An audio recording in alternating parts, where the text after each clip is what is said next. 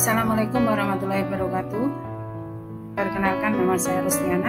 Saya di sini akan memberikan aksi nyata topik kurikulum merdeka. Saya berasal dari SMK Negeri 1 Wirosari, Kabupaten Grobogan, Provinsi Jawa Tengah.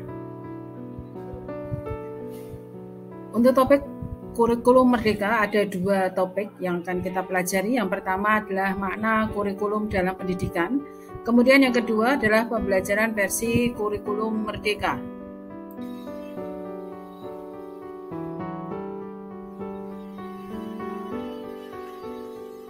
Kita bahas yang pertama adalah tentang kurikulum, di mana kita harus mengetahui apa itu kurikulum, kemudian mengapa kurikulum perlu dirubah, dan mengapa kurikulum perlu diadaptasi.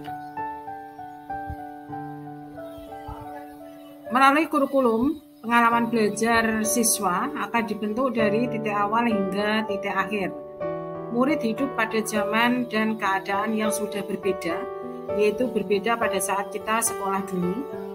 Kurikulum diartikan juga sebagai jantungnya pendidikan. Kurikulum yang baik adalah kurikulum yang sesuai dengan zamannya.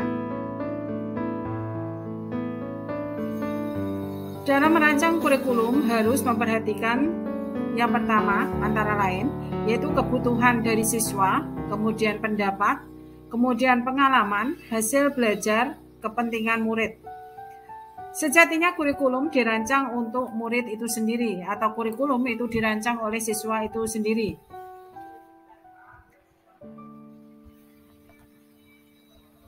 Untuk kurikulum, itu semua pihak harus berkolaborasi maksimal.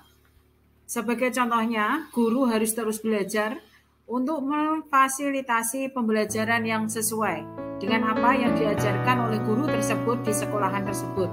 Yang kedua, peran serta dari orang tua, di mana orang tua harus memahami perkembangan dan kebutuhan murid itu sendiri. Kemudian yang ketiga, pemerintah daerah ataupun pemerintah pusat, serta semua yang bergerak di bidang pendidikan juga harus terus mengikuti perkembangan kebutuhan murid. Di sini, guru harus tetap bersemangat untuk menghadapi dan menjadi bagian dari perubahan ke arah yang lebih baik.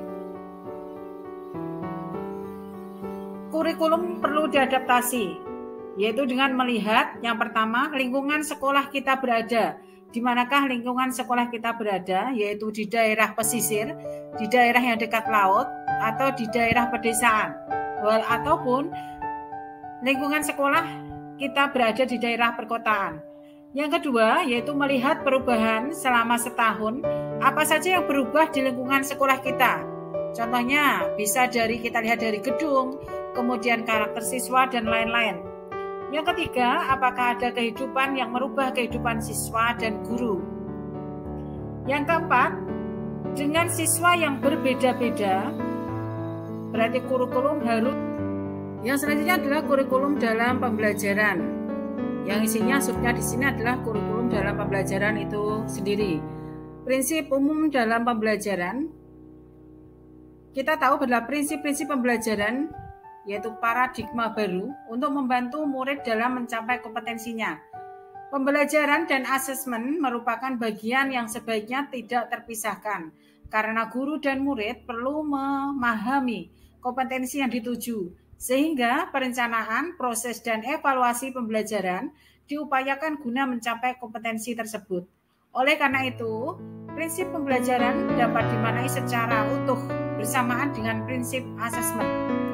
Pembelajaran dan asesmen merupakan suatu kesatuan siklus pada ujungnya dan membantu keberhasilan peserta didik di dalam kelas itu sendiri.